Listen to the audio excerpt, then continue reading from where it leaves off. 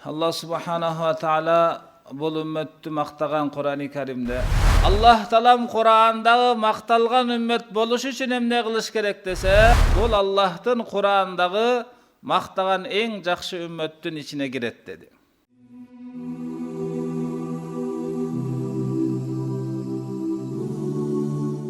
Elhamdülillah. Esselatu vesselamu ala Resulillah. Allah subhanahu wa ta'ala Kur'an-ı Kerim'de ayıp Kuntum khayra ummatin ukhrijat lin-nas. Qala Umar ibn al-Khattab radiyallahu anhu Law sha'a Allahu laqala antum fakunna kulluna ولكن قال كنتم خاصة في أصحاب محمد صلى الله عليه وسلم ومن صنع مثل صنيعهم كانوا خير أمة أخرجت للناس. Allah subhanahu wa ta'ala бұл үмметті мақтаған Құран-ы Кәрімде қаншалаған үммет келген болса, қаншалаған қауымдар келген болса, миң жыл жашаған күшті ар түрді қауымдар келген. Ошолордун арасынан ең артық, ең жақсы үммет ким десе, Аллах Таалам Құранда айтат: "Кунтум, силер болдуңар. Хайра умматин, үмметтердин ичинен ең жақшысы адамдардын пайдасы үчүн чыгарылган" dedi. Ошол жерде Умар ибн ал-Хаттаб радияллаху анху бұл Құран-ы Кәрімдің аятын түшүндүрүп айтат: "Эгерде Аллах кааласа, анда айтмак эле антум деген сөз менен" дейт. Араб тилинде антум дегенде анда жалпы инсаният үмметтердин арасынан эң артык болуп эсептелмек экен да. Силер дегенде жалпысына бардык адамдарга кирип калмак эле. Бирок Аллах Таалам Құран-ы Кәрімде кунтум деп айтты. Эмне үчүн? Алардын сыпатынын себебинен Аллах Таалам мактап аткан экен: "Силер болдуңар." Антум дегени жалпы эле силерсиңер үммет дегени да. Эң жакшы үммет силерсиңер. Бирок Аллах Таалам Құранда кунтум дегени силер болдуңар. Өзгөчөлөп туруп ошол жердеги сахаба радияллаху анхумдар айтылды: "Жана кимдер силердин жасаганыңарды жасаса, ошолор дагы болушту артык үммет" дейт да. Артык үммет болуш үчүн, эң жакшы үммет болуш үчүн, Аллах Таалам Курандагы макталган үммет болуш үчүн эмне кылыш керек десе, сахаба радияллаху анхумдардын кылган ишин кылыш керек экен да. Аллах Таалам мактагандыгы сахабаларга эмне себептен? Мейнетти кылгандыктан, алардан жалаң гана пайда жеткендиктен, үммет үчүн жалаң гана жакшылык жеткендиктен, жалаң гана жакшыны ойлоп, жакшылыкка чакырып, жаман ойлобостон, жамандыктан тыйгандыктан улам алар эң жакшы болушту. Жана кимдер аларды ээрчип туруп, мейнетинде аракет кылган болсо, ошолор дагы бул Аллахтын Курандагы мактаган эң жакшы үмметтин ичине кирет dedi.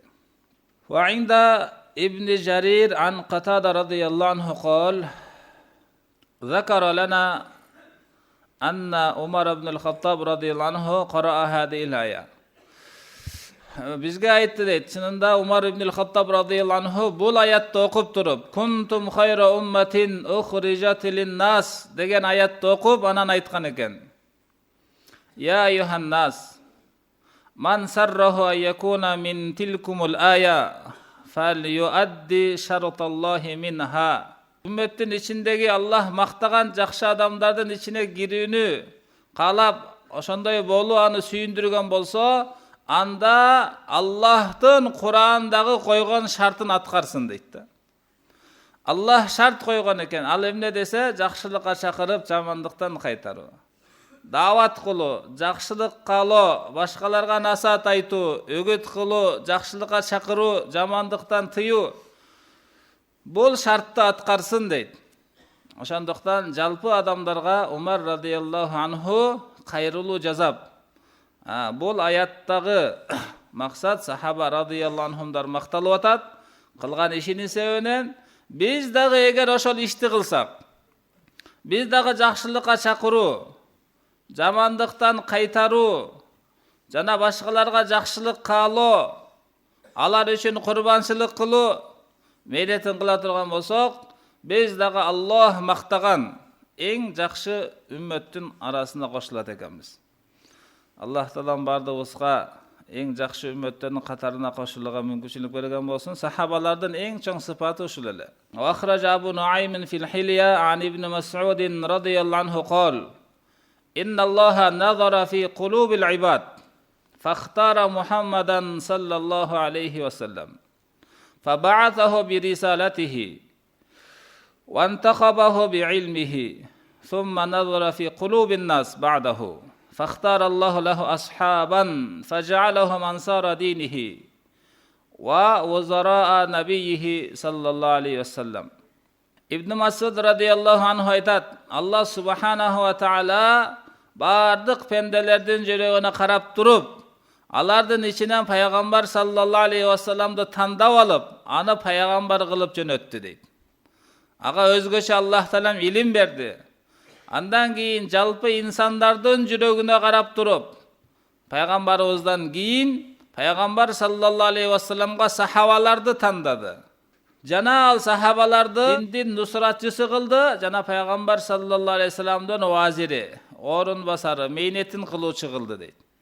Фама руахул муъминуна хасанан фахуа хасанун. Ал-муъминун дегени сахаба радияллаху анхумдар кайсыл нерсени жакшы деп мисал жакшы болду дейт. Вама руахул муъминуна кабихан фахуа индаллахи кабих. Кайсыл нерсени сахаба радияллаху анхумдар жаман деп билген болсо, ал Аллахтын алдында дагы жаман болду дейт. Яни Аллах субханаху ва таала тандап алган адамдар сахабалар. Ошондуктан алардын бул улуу сыпатынан улам Аллах субханаху ва таала алардан разы болду. Бул дүйнөдө эле жана бул үммөт үчүн жол көрсөтө турган жылдыз сыяктуу кылып Аллах Таалам ошондой даражасын көтөрүп койду. Ошого биз дагы сахаба радияллаху анхумдар кандай мейнет кылган болсо, курбанчылык кылып, кандай сыфатка ээ болгон болсо, биз дагы ошол сыфаттарды өздөштүрүш керек экенбиз да. Себеп үммөттүн кутулуусу пайгамбар алейхиссалам жана анын сахабаларына эргешүүдө экен да. Пайгамбар алейхиссалам жана анын сахабалары, себеп сахаба радияллаху анхумдар пайгамбар саллаллаху алейхи вассаламдын толук сүннөттөрүн аткарып, Аллах разы боло турган деңгээлдеги жашоо менен жашап көрсөтүп кеткен экен да. Ошондуктан бизден ниет кылалык иншалла сахаба радияллаху анхумдардын сыфаттарын үйрөнүп, жана алардын сүннөттөрүн дагы толук тирилткенге. Субханаллахи ва бихамдихи, субханакаллахумма ва бихамдик.